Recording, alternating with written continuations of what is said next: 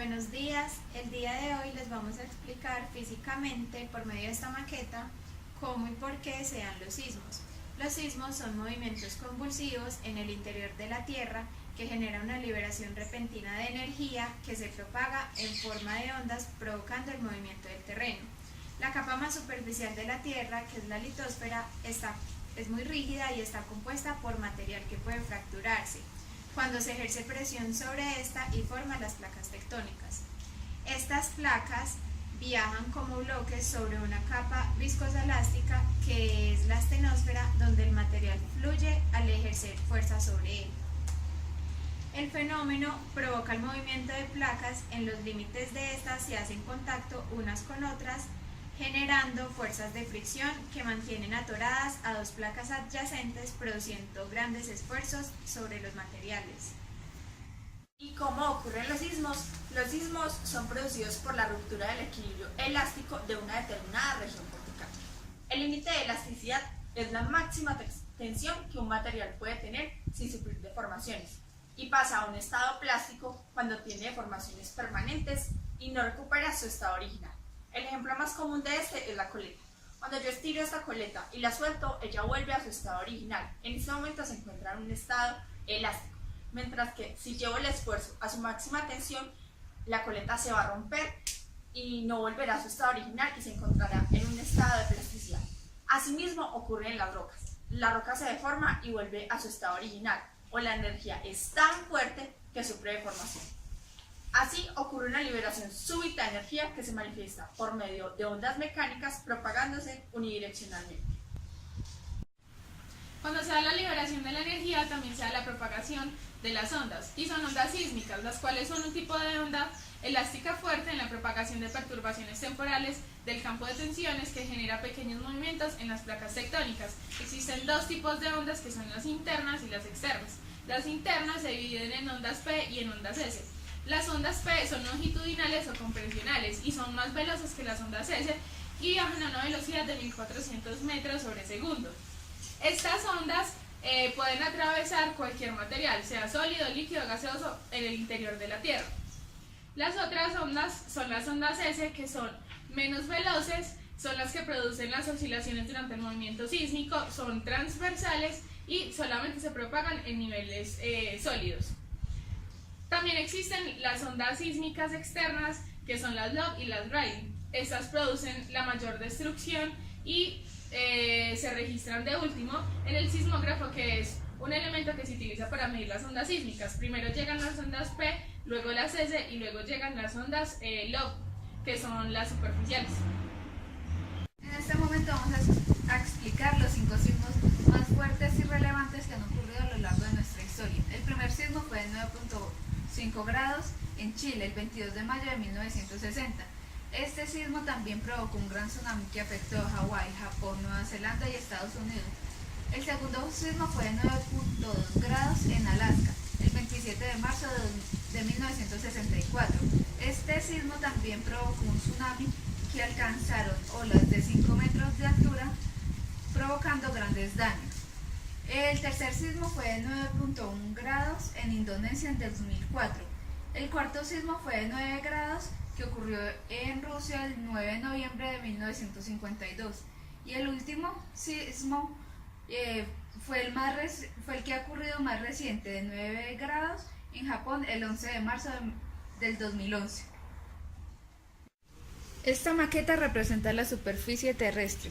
Para simular el sismo tenemos dos motores vibradores que, conectados respectivamente a las pilas, demostrarán lo sucedido en un sismo. El hipocentro, foco de un terremoto o foco sísmico, es el punto interior de la Tierra donde se inicia un movimiento sísmico o terremoto. El epicentro es la proyección del hipocentro sobre la superficie terrestre, la vertical del foco, que suele ser el lugar donde el sismo se siente con mayor intensidad. Como indican los correspondientes prefijos griegos, el hipocentro es un punto interior de la litosfera, mientras que el epicentro está en la superficie de esta.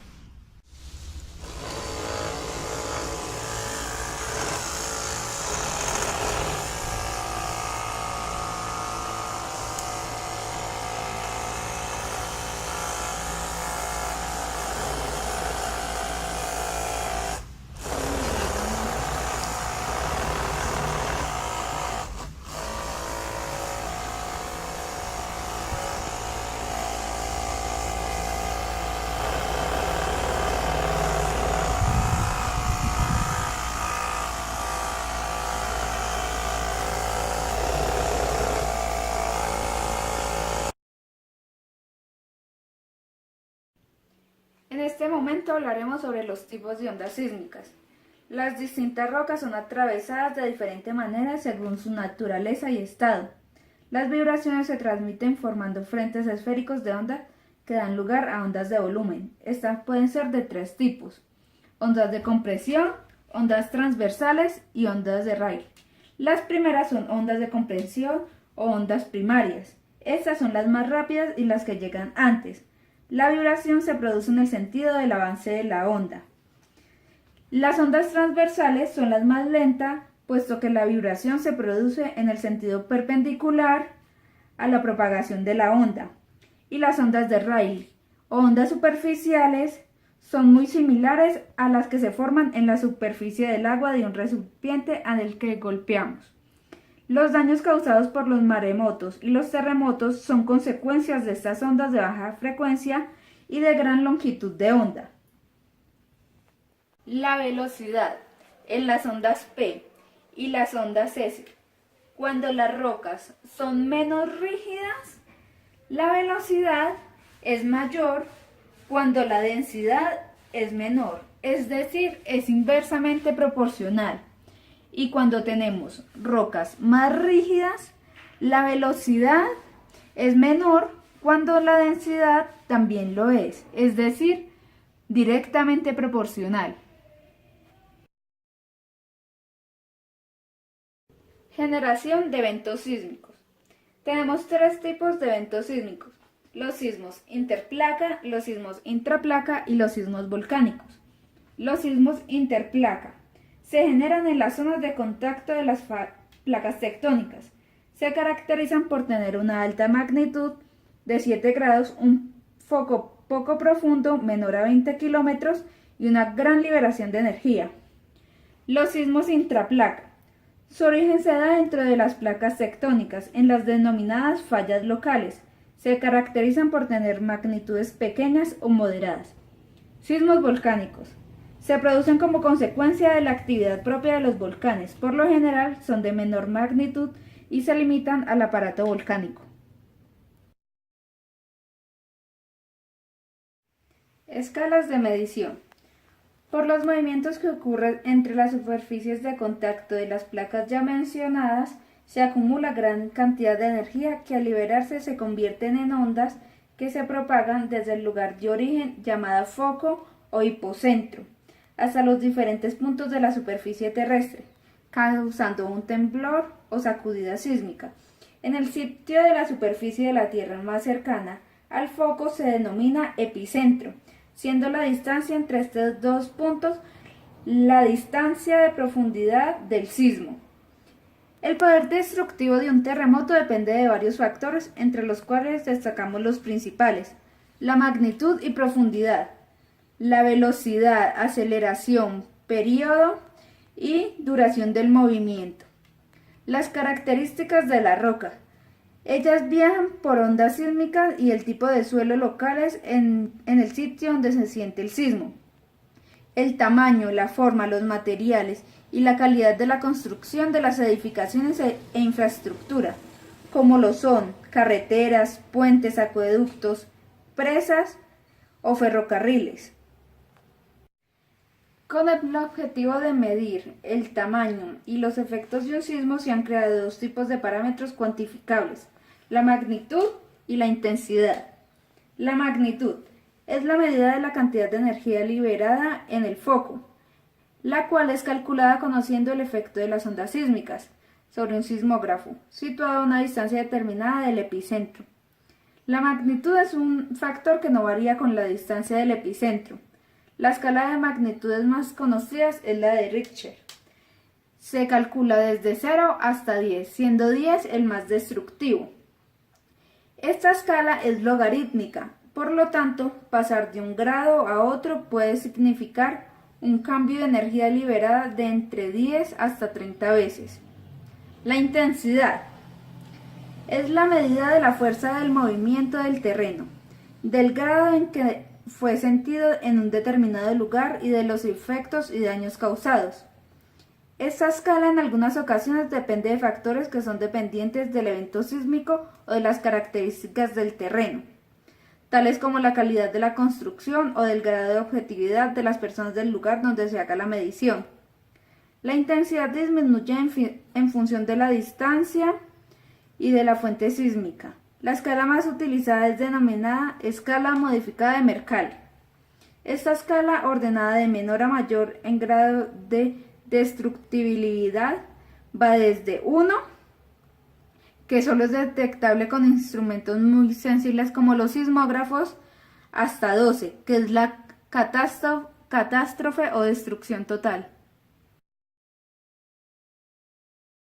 Efectos de los sismos.